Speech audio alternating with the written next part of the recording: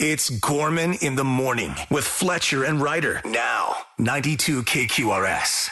Gorman in the morning. Minnesota's 92 KQRS. Good Tuesday morning, Cowboy Junkies.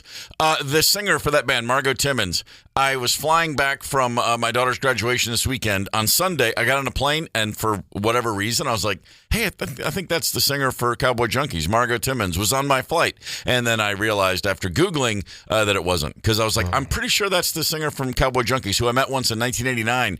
And I was going to say, hey, do you remember me? I worked at that record store, and you guys came in, and I wasn't going to do that. But anyway, it turned out not to be her. And now here we are listening to the Cowboy Junkies, which means sometimes life is a flat circle. I don't know what any of this means, but it's Tuesday. And I'm the world turns. Feeling pretty good about things, generally speaking, even though I did not win the $1.1 billion Powerball. Bought a ticket yesterday in Minnetonka for nothing. It's utterly pointless. God. There's always tomorrow. One of these days. That's true. There is tomorrow. Let's have some headlines, Paul.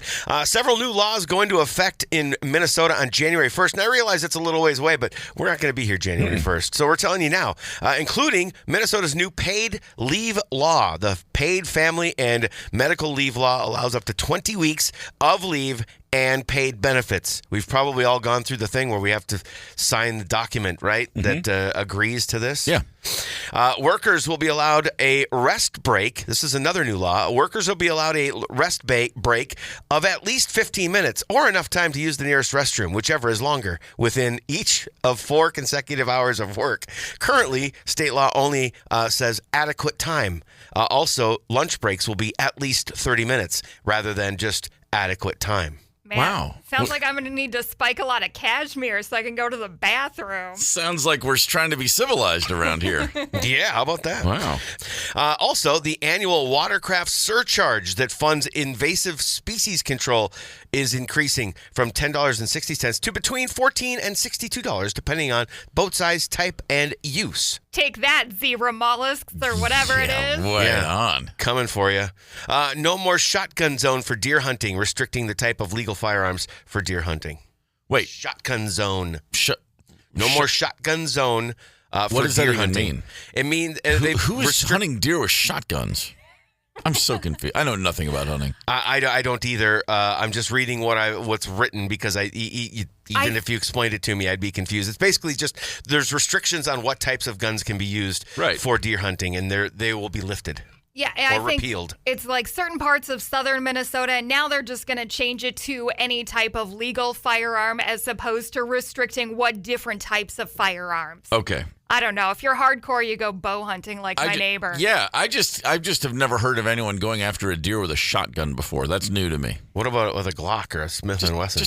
It makes more sense. Pistol. That shotgun, man. That's you gotta hit that sucker right where you. I mean, anyway, what do I don't care. I'm not going to hunt anytime soon. Have fun out there. Sharon Osbourne revealed her plan to send Roger Waters a unique gift in response to his negative comments about Ozzy. Sharon considered sending Roger a box filled with Jack's poo, but decided against it, calling him insignificant. Despite I'm sorry. Is Jack a dog? Her son. Jack Osbourne. She's going to make him do that? What? I think that, Jack was pretty appalled by Roger, so I think probably the two were going to conspire together and send him a little gift box. Okay. Okay. It sounds like I'm ripping on somebody who's dealing with her own grief and Roger Waters' insensitive comments, but, I mean, where she ended up with, which is he's too insignificant, exactly. What do you care? Yes. I can't, I don't know. There's no way to say what I'm thinking without sounding like a complete ass, but it's like, really? With all the things going on, who cares what Roger Waters thinks? Who cares what anybody thinks that you don't already deal with and know on a personal level? Sure. 100%. Whatever someone says about me, I'm like, yeah, cool, go for it, dude. Whatever. I mean, I don't care. Be kind of funny to send him a box of poop, though. Well, I mean, but just do it. Just do it because it's May 3rd. Yeah. Don't do it because he said something about Ozzy. Just do it because you just like to roll that way. Fair enough. This guy's life problems are pretty hilarious. He's discovered his old school snack is no longer the way he remembers it. Check this out. I bought this bag of Bugles for the first time in like 15 years. And I bought them because I wanted to put my finger through them like a little hat. You know, none of them have an opening for the hat. None. Is this a Dorito? Bugles. What happened? They're flat now. No, flat? that's recent. That's what I'm seeing in a photo, yeah. And got absolutely crazy and Tina turned. Oh, my goodness. I'm a Bugle guy once every 4 or 5 years, and it's the exact same thing. I'll be in the middle of a road trip, and I walk into a gas station, and there they are, and I haven't had them in 4 or 5 years, and I go, yep, got to have them. And then I eat the whole bag, and then I don't want them again because it always makes my stomach turn. But golly, they're good going down. And, of course, you have to stick your fingers into them. Yeah. And it doesn't look like you can do that anymore. They were like, they used to be little, like a megaphone. Well, it's not a bugle. Now it's a pan flute? Oh, come on. Or a flat triangle thing that you can't actually play like a triangle. If it's not a cone, then it's not a bugle. You need to rebrand that as something else. That's what I'm saying. False advertising. Yep. It is, and it's a major problem. We can't be. This is despicable behavior. It's a dried flatbread, is all it is. Come on. Samsung's Galaxy Z Trifold is already selling out before most people have even seen one in person. If you don't know what that is, it's a $2,500 triple fold phone launched in South Korea, and it disappeared in less than a day, selling out both online and in retail stores despite the insane price tag. Industry insiders expect the same demand for the Trifold in the U.S. when it arrives in early 2026. Why do I want a phone that folds into 3 pieces? Because I'm it's confused. cooler than the iPhone 17. Okay. That's why. Okay. Because if you want more real estate for watching shows and whatnot, you can fold it open. The Trifold, I think, it's almost to the size of an iPad. Wow. Okay. Yeah. So, you got this bendable surface now that you can watch things on. Hey, remember that raccoon that got drunk and passed out in a Virginia liquor store? I do. Just a couple weeks ago? Actually, yes. Hanover County Animal Protection Officer Samantha Martin dished on the Here in Hanover podcast that this wasn't the raccoon's first criminal offense. Martin said, "This is not the first time he's been in one of our buildings," and added the critter busted into a karate studio and the DMV, eating snacks along the way. She also joked, but I do say, enjoy your life. I think he's been living his best life, and why not? Oh, hell yeah. By the way, Here in Hanover, I listen every episode. Yes. It's one of my favorites. You love that one, huh? Oh, what are you kidding? A karate studio? Seriously? And the DMV. Man. He's trying to get a license and defend himself. That dude's just making the rounds. He's a big fan of a lot of the city services at Hartford, West Virginia, or wherever the hell that was. Know. Hanover. Don't give him a license. Hanover, Hartford, whatever. Here in Hanover. It's your favorite podcast. So let's talk sports briefly. Last night, man, there's a few things I like more than putting on the TV and watching Aaron Rodgers lose a football game. So last night was kind of a drag because he's somehow still playing pretty good football. Wow. And the Pittsburgh Steelers are suddenly playing okay football. Now, the Dolphins had won 4 in a row. And last night just got thumped 21. What was the final score? Who cares? 28-15, excuse me. And 12 of those 15 came after the game was decided. It was Pittsburgh pretty much start to finish. So that looks like the Pittsburgh Steelers are in pole position for the AFC North, but how can they fall to the side? Well, they go to Detroit this week. I know. Come on, Ryder. We need your Lions. The Wild are hosting the Capitals tonight. Yeah, Alex Ovechkin in town. Go see Ovi if you can. What is he, 40? Yes. I've lost track, but he's 40 years old. Still pretty darn good. He's defied what I ever thought he would be. The Grizzlies are here tomorrow night to play the Wolves, and the Vikings, of course, on Sunday will play at New York against the 2-2 Giants. And honestly, a third straight win will be huge, and the Vikings will be favored in this game. And it will go a long way towards setting them up to truly feel like they can play spoiler their final 2 games hosting the Lions and Packers. This Vikings team, as spoilers, could be a lot of fun. Heck yeah, why not? Finish strong. It's all extra credit at this point. That's exactly right. Speaking of the Lions and the Vikings, on this day in 2001, the Lions won their first game of that season to go to 1-2. They finished that year 2-14, and that very first victory was actually against the Minnesota Vikings. Dark days in the old purple and blue back in the day. Hey, Plum City, just want to say those words together in a sentence. Plum City. Hi, Plum City. Never said that before I moved to Minnesota.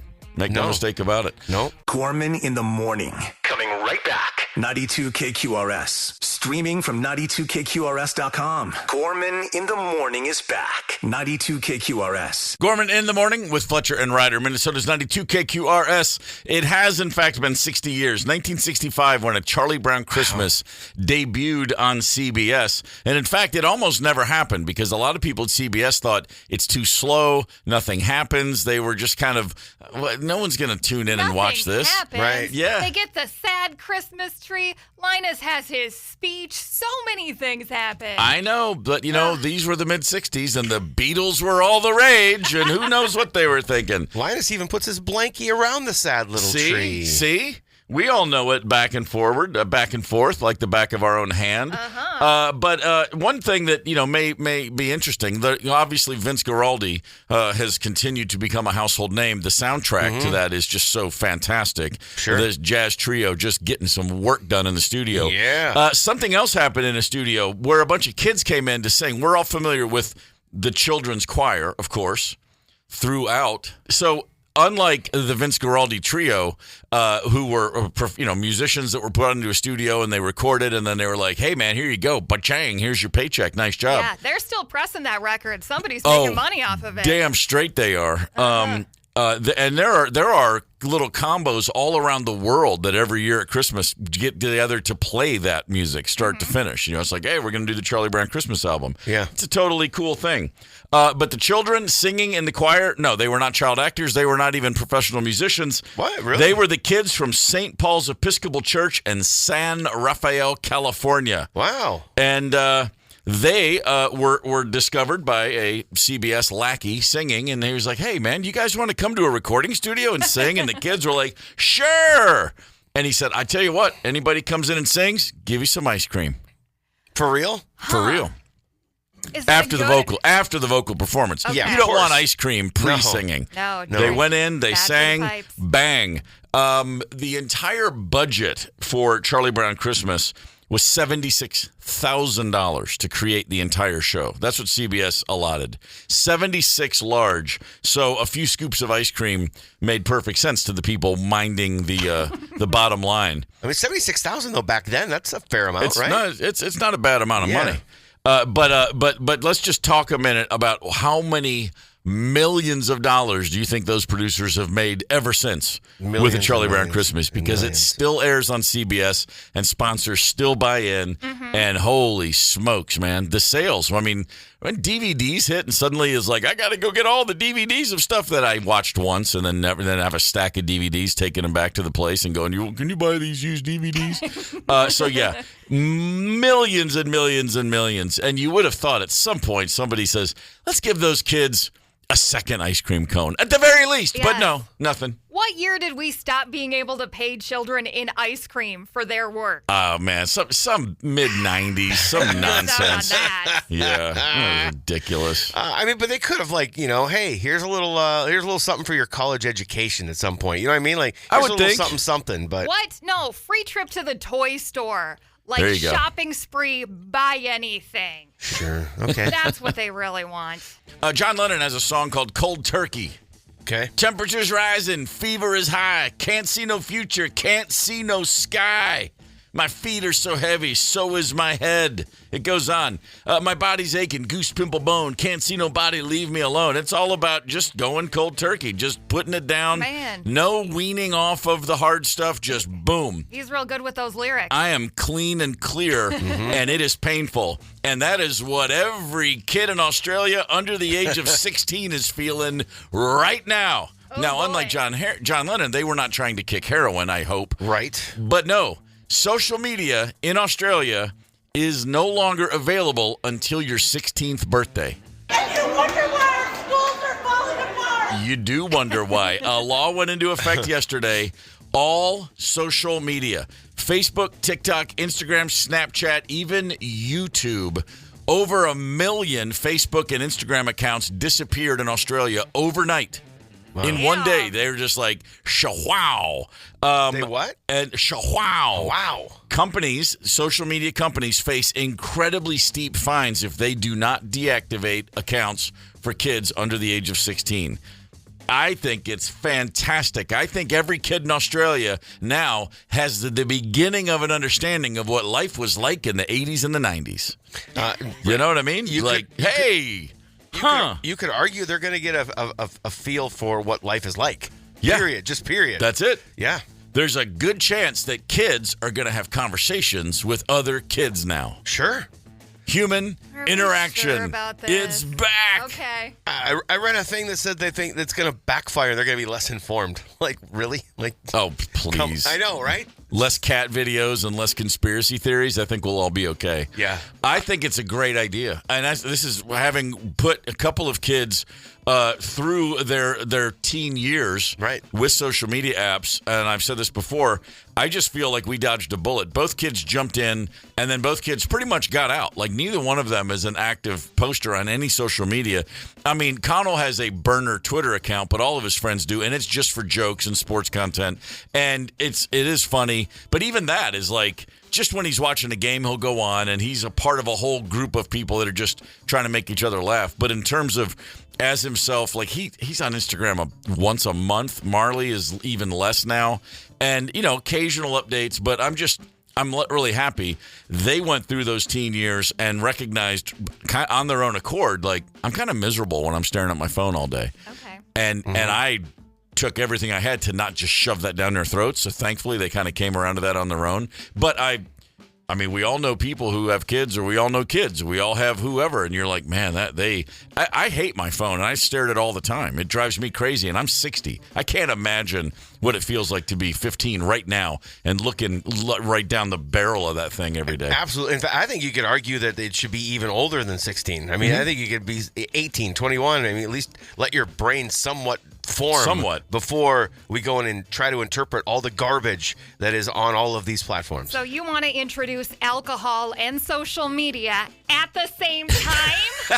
Sure. That's a good point. You actually might need the alcohol to deal with the social media. So what do you think? See the alcohol on the social media immediately then. I mean, there's nothing's ever a panacea. There's no one-size-fits-all solution to anything, but you got to start somewhere. What do you think? Should we think about doing this in the States? 651-989-ROCK is your Luther Westside Volkswagen talking text line. I'm curious, is Australia right? Is Australia crazy? Is it the heat? Is it a step in the right direction? Is it a bunch of do about nothing? What do you think? I mean, so at 16, you're going to give these kids full access to the internet. Right. You're just basically throwing them into the middle of the dark, dark ocean and saying, hey, figure it out. As opposed to, kids gradually getting into it. But you're throwing them into like an ocean of TikTok and OnlyFans, and maybe they're going to go way back to the 90s and be on hotornot.com. Wow. I don't like it. But- I think but maybe what about- we should gradually introduce the internet and socials. Okay, so, but what do you do about the fact that all these 9, 10, 11, 12, 13, 14, 15-year-old kids are already in the deep end? I mean, if you hand a 12-year-old an iPhone, which I did at Christmas one year, that's basically what we did, because everybody did. Of course. And the argument was made, well, every one of their friends, you're actually creating a social outlier if you don't have your kid, if a kid doesn't have a phone by 7th grade. At that time, it was like, are you doing him more damage? He's just going to be on the sideline. He's just going to feel completely left out. And it was a pretty compelling case, which I didn't want to agree with, but I was like, yeah, what am I doing? I mean, I'm creating a complete social miscreant here. We had the same question within our household with our oldest, because our oldest is 13. Mm-hmm. I mean, she's been using an iPad since like 3 or 4. Yeah. Not connected to the internet, obviously. Right. But we were initially like, no, we're not giving her. But then I thought, this is what they're going to be using in school, like kindergarten, first grade, and they do. Yep. And so it's like, if we'd have kept that from them, it's a really fine balance. I mean, I don't know what the freaking right answer is. But. I had a real thing about video. I didn't want the kids to have video games even. And when the kids were like 7 and 5. A nephew just said, on Christmas, he brought over his old Wii. I'm not using this anymore. Here you go, kids. Merry Christmas. And gave my kids, without asking me or Rosemary ahead of time, a Wii system. Okay. Now, granted, by that night, we were all Wii bowling and having a blast. Yeah, but I was fun. like, and Mario Kart. But at the same time, the second day we had that thing set up, the kids were playing for probably an hour. And I said, all right, game's over. And I watched my 7-year-old son have he went into withdrawals. He lost his mind. He threw a tantrum, which he never had before in his life, about turning that video game off. And I was reminded, I used to play a game called Dig Dug back in the day, at the old video game arcade. And in fact, there was a Dig Dug at the Hot Stop, which is like a holiday, like a gas station convenience store in the town I grew up in. And I would go, 1 quarter would get me 40 minutes on that thing. I was killing it. And I would lay in bed at night and I would see the screens in my brain. I couldn't turn it off. And I recognized in 1982, I think video games are bad for my brain because it was more so even than like I'd get a record and I'd listen to it all day long and then I'd lay in bed and I could hear it and I'd be obsessed with the music. But then the same thing was happening with Dig Dug of all things, which is the most annoying little soundtrack song you've ever heard. But then the screens and the Figars and the Pukas and I could see it all and I couldn't turn it off. And that's exactly what the social media apps are. Now they're developed by people whose intention is to get you hooked. Right. Dopamine after dopamine, hit after hit, and it's addictive, literally addictive. We're never going to turn it off, though. This is part of our culture now. Right. Social media is here to stay. It isn't going away. So maybe you start educating kids in school, introduce it slowly, like you do with swimming lessons or something like that. Like, water's not going away, neither is Facebook. Hold on. You weren't taught to swim by your dad just throwing you into a pool? No. Wow. So are you telling me we should let Dad actually doesn't swim? Are you trying to tell me that we should just let the kids have access to stuff and we should teach them and parent them and stuff? Is that what you're telling me? Yeah, that I'm sounds putting like this insanity. on you guys because it sounds like way too much work for me. Man, make no mistake about it. Gorman in the morning. Coming right back. 92 KQRS. Streaming from 92KQRS.com. Gorman in the morning is back. 92 KQRS. Good Tuesday morning. It is December the 16th. In about an hour from now, we're going to play Wisconsin, Texas, Florida. We will be giving away Russell Peters tickets. Yes. WTF. About 2 hours from now, Jimmy Jam on Gorman in the morning. Jam? Jimmy freaking Jam's got a pretty new thing called The Next Verse we're going to discuss with him. But for right now, it is the holiday season. We are knee deep in fact. For sure. And I'm curious, do we feel obligated to buy gifts for the people who we work with? A recent poll said well over 60% of employees regularly exchange gifts, but more than half of those feel compelled to give gifts to multiple coworkers. I guess the idea is if you come in and you give somebody a Christmas gift and the guy in the next cubicle or the guy at the next desk or the person sitting right there with you, if you don't have something for everybody, you kind of look like a schmuck, so you just got to go ahead and buy something for everybody, to which I say, bunk. Yeah. Nah. Fat chance. I've done it a little bit over my, just in my career, but it's just you just privately give them to the ones that that you're friends with. Yeah, that's what I would think. And I also the nothing will remove my ability to come up with a good gift idea more than feeling pressured to come up with a good gift idea. Right. If I'm not thinking of it and I see something, it's like if I just walk into a flea market in April, I'm like, oh, you know who'd love that? Oh, that'd be great for him. Yeah. She would love this. Yeah. If it's December 1st and I find myself somewhere, it's just like, if I'm thinking to myself, I got to find some cool stuff for some people I really care about, I just go right to the Homer Simpson and Court. The Meow Mix song hits my brain. It's like nothing happens. I think the bosses should just give us gifts. And that's it. That's the only gift exchanging, I think. They just give us gifts. How do you two feel about Secret Santa? The very first office job that I had, I was 18 at the time. I was working in a call center for a place called Marquette Bank that was owned by the Pohlad family. Marquette Bank. I remember that. They're not around anymore. But we did Secret Santa, and I was all excited because the person I drew, she looked like Phyllis from The Office. She was a very, very sweet woman, and she was a Disney adult. She was obsessed with Eeyore. Should have given her an oven mitt. I'm like, nailed this. Yeah. Super easy to buy for her. I got to the Disney store at Burnsville Center or whatever, got her a bunch of cool stuff. She loved it. I kept getting mid-level mediocre gifts. Stuff that was definitely bought in the under $1 section at Target. Oh, and then I found out on that, it was a week's worth of Secret Santa stuff. I found out on the very last Friday before Christmas that my Secret Santa was not my boss, not my boss's boss, but my boss's boss's boss.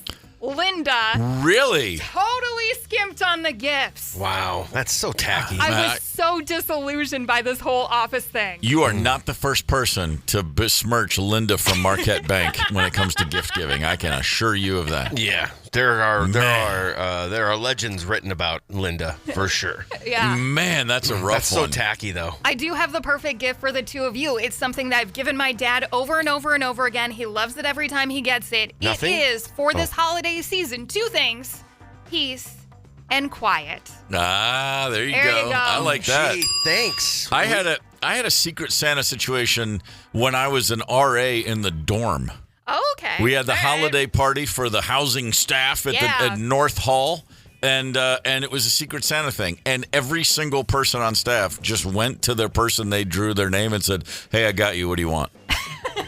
Like, I was gonna go to the bookstore and get you like a sweatshirt, or do you want a sweatshirt, or do you want like a workout shirt? It was just Western Kentucky swag. Was just handed. It was basically, that new gray one's cool. All right, I'll get you that. Thanks, man. That was it. It's just like every single person went right. Hey, man, what do you want? Okay, cool. Never really had a Secret Santa work situation, but I had the cool boss a couple of radio gigs ago that all of the people under him got a nice card with a fistful of lottery tickets, which I think that's a good gift. I think lottery tickets are a great thing. They're not super expensive. They are. But you give somebody the opportunity to win a whole bunch of money. And you give someone at least a 30 seconds of what if, and then, which is a nice little break from reality. Yeah. The question is, if that person wins the lottery, do you think they owe you some of that money because you gifted them the card? I'll go ahead and say this. Absolutely not. No, not at all. No, if someone hands me a lottery ticket and I win, I would give them some. But if they said I have to, I'd be like, no, that's not how this works. To his credit, Mark Todd absolutely said, "You do not owe me a dime if you win." There you go. He's like, if you win big, maybe buy me lunch. That's what he said. Really? Okay, you just said he's like one of your coolest bosses that you've ever had. And he works in a very volatile industry, radio. You wouldn't have given him a nice big cut of that lottery winnings? No, not at all. I would have followed his protocol. I would have followed his instruction. Wow. If I'd have hit big, if I win $100, I don't have to give him anything. If I'd have hit big for thousands, that's what I'm maybe talking I'll give him about. a little something. If you won 100 playing pull tabs and you guys are out at the Christmas party, you definitely would have bought a round, right? Sure. Yeah. Maybe. We'll see. Wow. Oh. Okay, again, you're getting the peace and the quiet. Enjoy it. The peace and the quiet. Yeah. Do you feel obligated to get gifts for the people you work with? 651-989-ROCK. When I worked at a record store in the late 80s, Christmas of 1989, which I knew was going to be my last Christmas because I was about to put a record out and I was about to go on tour and I wouldn't be back. Oh, Of course, at the same time, I thought I'll probably be back in a year, but I'm going to act like I'm never coming back. For sure. And the last day before our break, I got up early and I went to the mall and I got gifts for my 4 coworkers and I went 4 for 4. I just found good stuff and I felt great about them and I got them all wrapped at the mall so I could walk into the store with 2 big bags like, hey, hey, hey. Hell yeah. And I jumped on the MARTA, that's the subway system in Atlanta, Georgia, and I got off at the Inman Park station and left those bags on the train. No. But I walked onto the platform and went, oh my God. And I was like, I took a few steps and then I recognized, and the doors were about closing. And so I jumped right back on the other car right next to it. And then I had to walk between the 2 cars to get to where my gifts were and went down just to the next station, got off, changed sides of the platform, went back. Yeah. But because of that, I was like 20 minutes late to work. So instead of walking in like a champ, I walked in and I was like, come on, Steve. Yelling at me. And I was like, no, you don't understand. I left your gifts on the train. They're like, you left our stuff on the train. Sure. Yeah, that's from the heart. Your homework. Yeah, there was a hot flash of panic when I recognized, oh my God, how would I have explained? Right. No, really, I got you guys all great stuff. Of course. It's all some MARTA employee is enjoying them all right now, I promise you. Anything on the text line? Luther Westside Volkswagen talking text line. Rochelle says, when it comes to gift giving at work, the most precious thing you can give is time. I give 9.5 hours a day to them. You're welcome. Wow. There we Bingo. go. Nice work. Bing, bang, boom. Big Lake Nate's got a great gift he gives everyone. He says, I give everyone at work the finger because they're all a-holes. Okay. Happy holidays. I want to do a ride along with Big Lake Nate or whatever, some job shadowing. That'd be a blast. Yeah, that would work for sure. We got Russell Peters tickets to give away. A very funny gentleman who will be in town in February. And in order to do so, we're going to play a little game we call What the WTF? Wisconsin, Texas, Florida.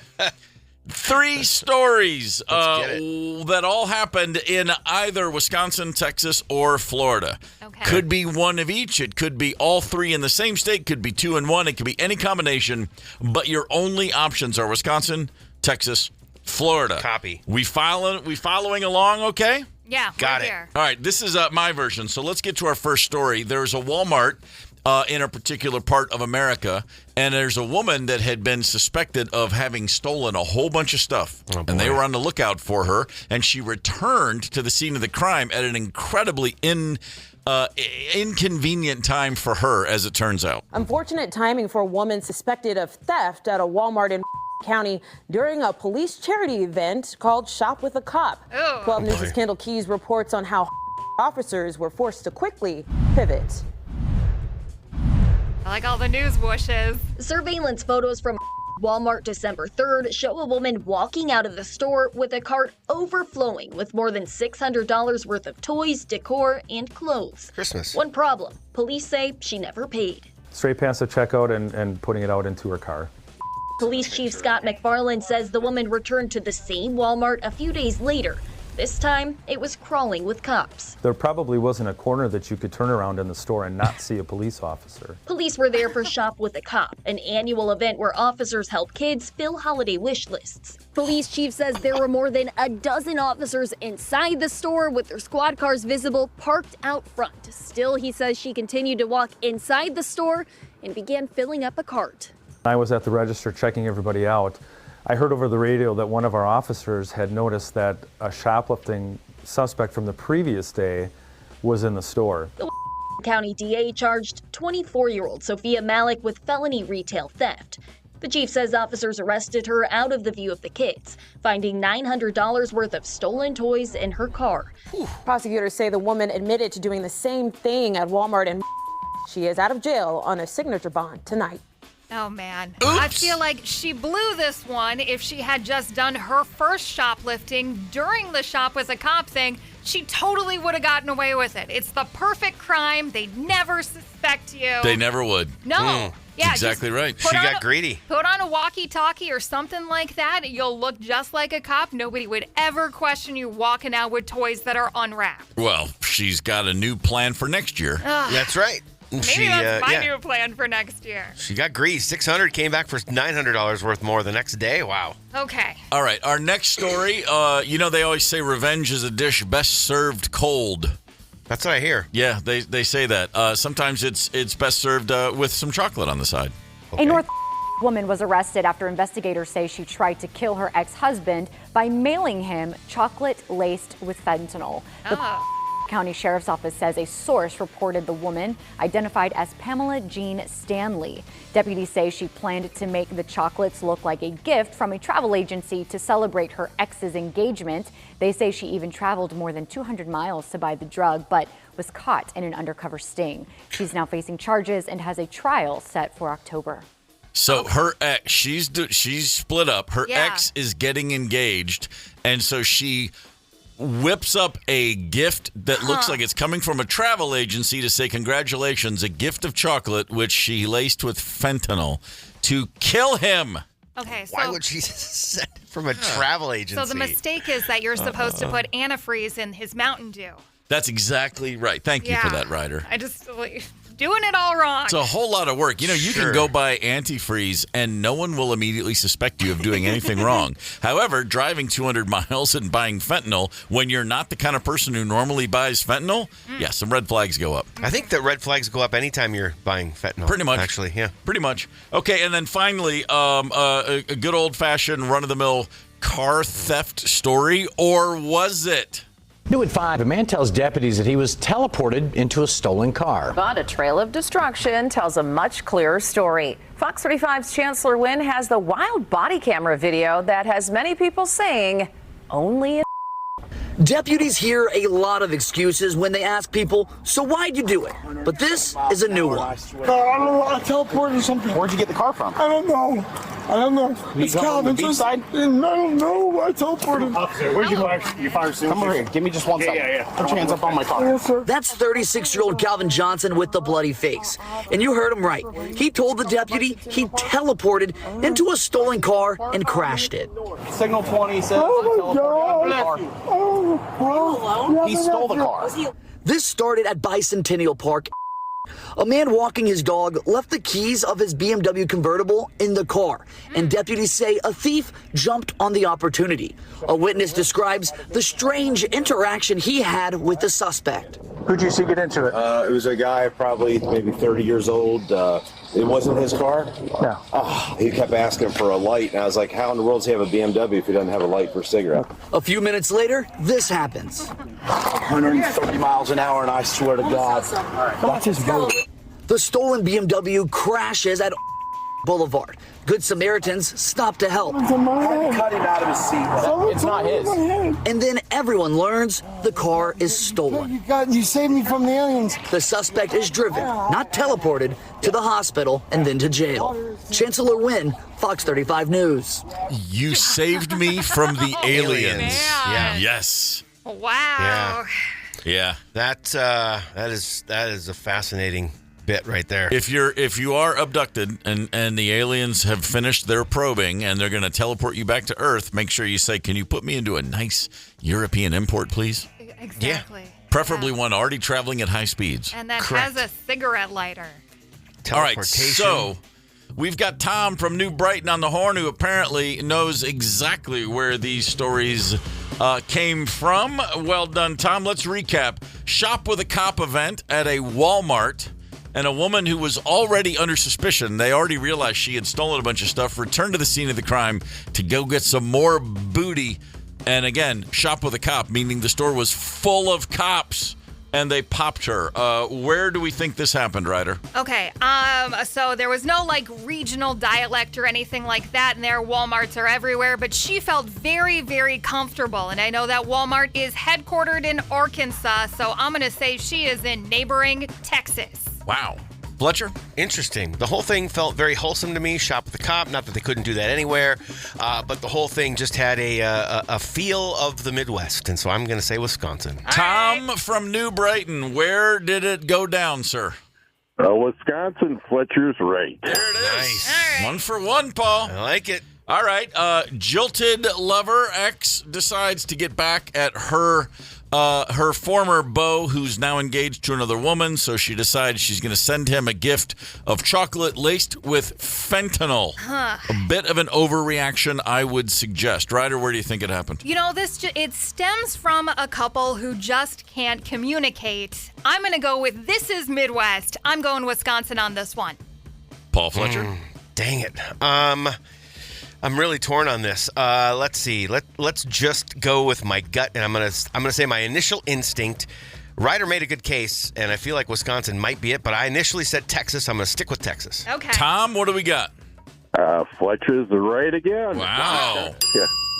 Holy smokes. Man, the Lone Star State. All right, last but not least, a gentleman suspected of having stolen a car because it was a stolen car he was driving at a high rate of speed in and ultimately crashed. He said, "No, I was teleported here," and he thanked the police officers for saving him from aliens. Where do we think this went down, Ryder? All right, I'm going again with Midwestern hospitality on this one, because if you recall, the keys were left in the Beamer. He did not break into the car. That's right. Somebody was at the dog park and left the keys in the Beamer. And I've also heard on the Luther Westside Volkswagen Talk and Text line many stories about alien sightings in Wisconsin. So I'm going Wisconsin. Paul? All right. Well, you know what? When you are high out of your mind, I don't think that aliens know any bounds. When there's general lunacy that you just cannot be explained, pretty much, I just always default to Florida. What do we got, Tom? It is. Fletcher's the big winner. Wow. Fletcher and Tom. What 3 for 3. That's it. Thanks. Well done, Tom. Tom and I are going to go skipping on down the yellow brick road together. Tom with the self-bleep. We appreciate that. Fair enough. Enjoy that Russell Peters gig, my man. Gorman in the morning. Coming right back. 92 KQRS. Jimmy Jam's joining us on Gorman in the morning. Jimmy, first things first, it is an absolute pleasure to speak with you. Thank you for taking the time to call in. The next verse, this is, what's the word? Bold, audacious, ambitious. What a project this is. Bold, audacious. Okay, yeah, I'll take all of those. Really what it is, I think it's just a project that's needed right now. It's been 40 years since We Are the World, 40 years since Live Aid.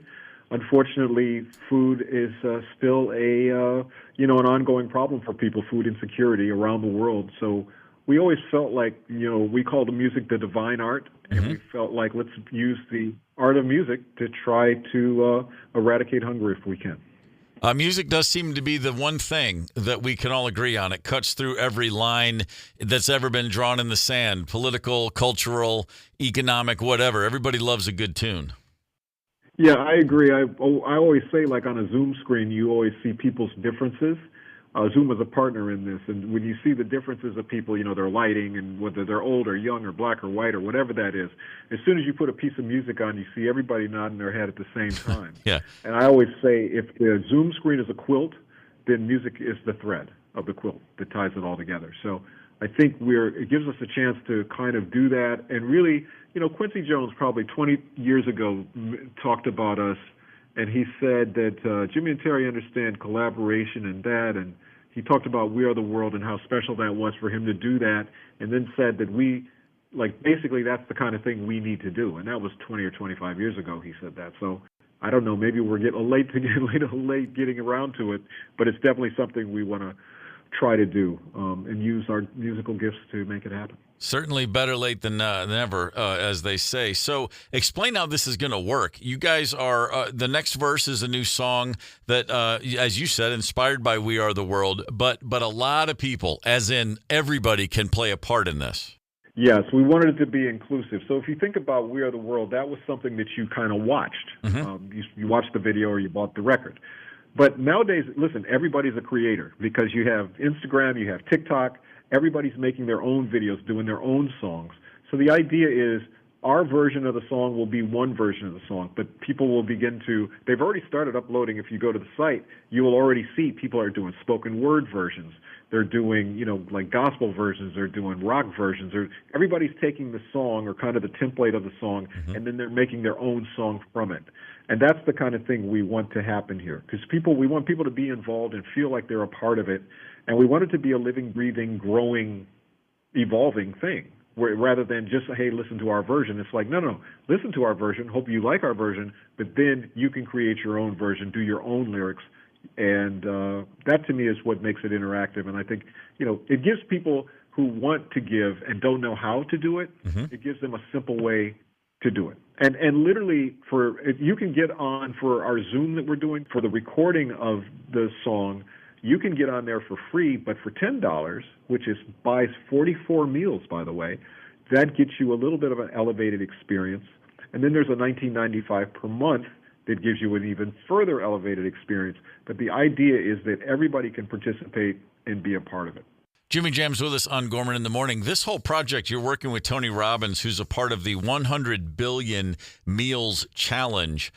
In the last 6 years, they've already delivered 62 billion meals. I'm sorry, in the last 3 years.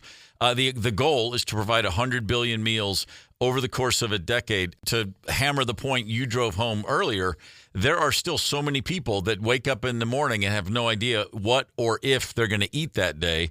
And this has been a huge, I can only say 62 billion meals delivered in 3 years is a huge contribution to that cause. And I think the other thing, too, is when you think, it's a worldwide problem. And it's whether it's Sudan or Gaza or, you name it. It's a kind of a worldwide thing. But I think what's happening now is you see in our country, because of the SNAP cuts and the different government things that are happening, food insecurity is at an all-time high in this country. So we've actually earmarked where, USA for Africa was literally the money went to Africa, as it should have done 40 years ago. 20% of all the money stays here in the U.S., and there's 6 food charities that we're aligned with on this. So it's not only, the food shelves, but things in your local community where they're being affected, we should be able to reach all of those things on a local level. So I think that's important also, that the community feels like they're being looked after as they should be. 100billionmeals.org is a website anybody can go to figure out exactly what level they want to be contributing or to be a part of this project. 100billionmeals.org/the next verse song, specifically for the Zoom. As we said, you can submit a verse. I love the idea that you're involving everybody. I mean, you came from a time in the industry where there were so many gatekeepers, so hard to get a foot in the door. Now you look around, like you said, TikTok alone provides millions of people an outlet. The creativity is endless and it's boundless. And I mean, on one level, it's harder to make sense of how the world works. But on another level, everybody's got some sort of a creative bone in their body, whether they're using it or not. And now at least everybody has an outlet and an ability to do that. And you're giving them a chance to do something with your group. I just think the whole thing sounds fantastic. Well, I can tell you the experiences we've been putting it together, and my analogy is kind of we're building the plane while we're already flying because we're putting this together in a really short time. Mm-hmm. But one of the things that's really cool for me is my dad is 98 years old and is a musician. I was a drummer in his band at 12 years old. That was my first professional gig. Mm-hmm. He's involved with this. But also there's a kid named Miles who's a 9-year-old who's doing some music, who just sent me some things, who's going to be part of this also. So basically it's for everybody. And at whatever level, as you said, you want to give, but even the way you want to participate. Around noon, so it'll be, Central Time, it'll be 2 o'clock. That's when the Zoom will actually start with the recording session. So if you always wanted to be a fly on the wall when We Are the World was recorded, this will give you the opportunity to do that through Zoom. And I just think it's a matter of using today's technology in a way to help, as you say, get people involved. And I just think that's where people want to be. People nowadays, my partner Terry always says, they don't want to watch the game. They want to be in the game. So let's get them in the game. That's very true. But hey, speaking of better late than never, congrats on the Rock and Roll Hall of Fame. When you guys went in, I was one of the people going, how did it take this long? It is an absolute thrill to talk with you, and we are happy to help you get the word out about this great event. Thanks for taking the time. Thank you for having me. I appreciate it. Go ahead and make a bunch of songs that are going to be listened to forever, Jimmy Jam, while you're at it. Dude, and just when he says, my dad is going to be a part of this, his dad is Cornbread Harris. Yeah, it's nuts. So just a reminder. Yeah. Legend status unlocked. There's guys like that, when I hear them say stuff like that, I go, yeah, my dad worked in the bowling industry. Your dad didn't. Yeah. We toured with Ziggy Marley, and I'd look at him and go, your dad's Bob Marley. My dad's Don Gorman. Wow, I think you win. I mean, just say it. It's like, wow, your dad's Bob Marley. Okay. Yeah, cool. Yeah. Sometimes the apple falls close to the tree. My dad was a Brunswick man, and then he was an Ebonite man. I mean, I love bowling. What are you going to do? I know you do. For sure. We got a little bit of time left. Today's last word. Let's just give it to Rob Reiner, shall we? All right, here we go. As they were shooting the movie The Princess Bride, Carrie, how do you say this guy's name? Elwes, the Ewells. Thank you. I knew I had it wrong. He was shooting the scene where the first time he looks at Buttercup and says, "As you wish." And after several shots, Rob Reiner stopped him and said, "Hey, don't play this romantic. Play it inevitable." That's what he said. Play it inevitable. And got it. The next take was perfect. And afterwards, Rob Reiner said, that line is going to outlive all of us. And then after the movie came out, it initially tanked in theaters. It took a while to build. And he talked about it a year later, and he said, this film has proved to me that kindness has a longer shelf life than cynicism. If you tell the truth with a full heart, the right people will find it. True love, after all, is the greatest thing in the world. Oh, man. Man. I'm going to steal that someday. That's really good. Pretty good, Rob Reiner. Tomorrow on this show, our dear friend Maggie Ferris is going to stop by. Hell yeah. That makes me happy. I don't even know why, and I don't care. I'm just glad she's going to be here. I'll find out in real time. I mean, she is a comic of note, so of course has a great New Year's Eve show coming up. I believe she is doing another Off the Record at Lamp Camp tomorrow night, where you get to see a bunch of people putting together really quick sets that they're going to but shop all over the internet. So. I love when I forget something and I just drop a little hint and Ryder just picks the ball up and runs with it like that. And I hit up Maggie last week when we were getting the snow. She told me she worked several in a row, 12-hour days. So I'm excited to talk to her about plowing those streets. Yeah. Damn straight. That's exciting. Fletcher, what's coming up next around here? How about I pack the 10 o'clock hour with Minnesota music? I got like 4 or 5 titles of Minnesota music coming up. 5 in the 10 o'clock hour alone. So we are indeed Minnesota's 92 KQRS. That sounds like a plan. Keep it here all day, all night. Gorman in the morning is also Gorman on the go. Get the 92 KQRS app and stream live or catch the Gorman in the morning podcast anytime. 92 KQRS.